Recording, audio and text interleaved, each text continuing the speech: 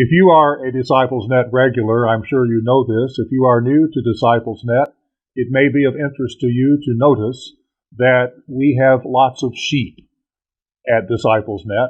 There are different sheep in the worship service almost every time we get together. And the sheep are an important part of DisciplesNet. When we are preaching and praying and leading worship in other ways, with only one other person sometimes and a camera in the room, it's important to remind ourselves that there are people out there who are part of who we are. And our sheep remind us of that. The sheep that are in the room with us at DisciplesNet are the sheep of God's hand. They are the sheep of God's pasture. They are the people of DisciplesNet. And they help us remember you and help us remember that you are part of us and that you are here with us. And so we have, I think this sheep's name is Happy. This sheep's name is Lila. This black sheep has not yet let us know what his name is. They tell us what their name is at some point, and then we know. And he has not yet revealed to us what his name is.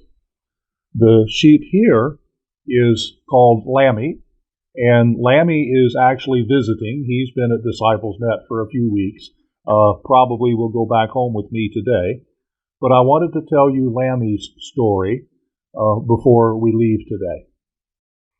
About 12 years ago, just not long before I retired, I was doing the interim pastorate at First Christian Church in Martinsville, Indiana. And our worship planning team was together one night, and we were talking about an upcoming service in which Jesus, calling himself the Good Shepherd in the 10th chapter of John, was the main part of the service. And Peggy, bless her heart, suggested that we might use a lamb in the service that day. And so Peggy brought her stuffed lamb, a very large lamb. It was about this big around, larger than a football. And his name was Lambie. And Lambie was more than 30 years old.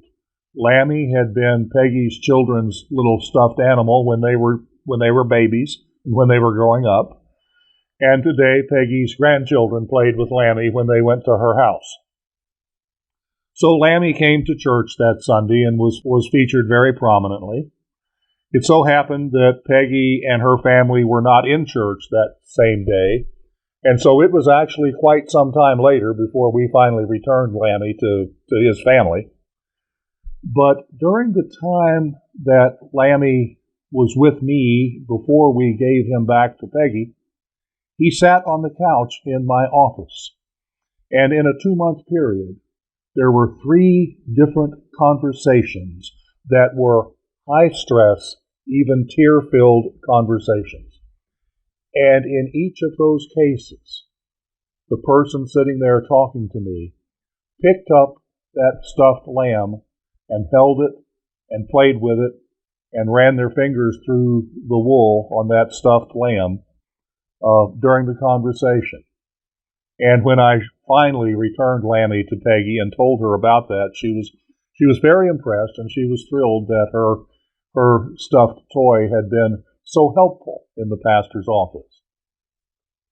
Well, it was about 2 years later, and I had, Martinsville, the Christian church in Martinsville was far from my thoughts, when I got a package in the mail.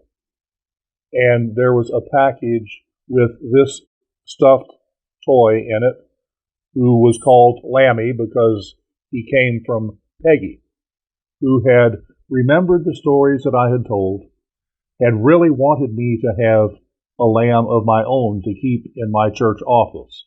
And so she had finally found what she thought was the right lamb, and she mailed Lambie to me in a package with a wonderful little greeting card with a poem that she herself had written.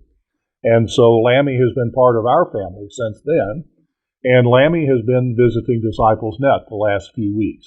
And I wanted to tell you Lambie's story today.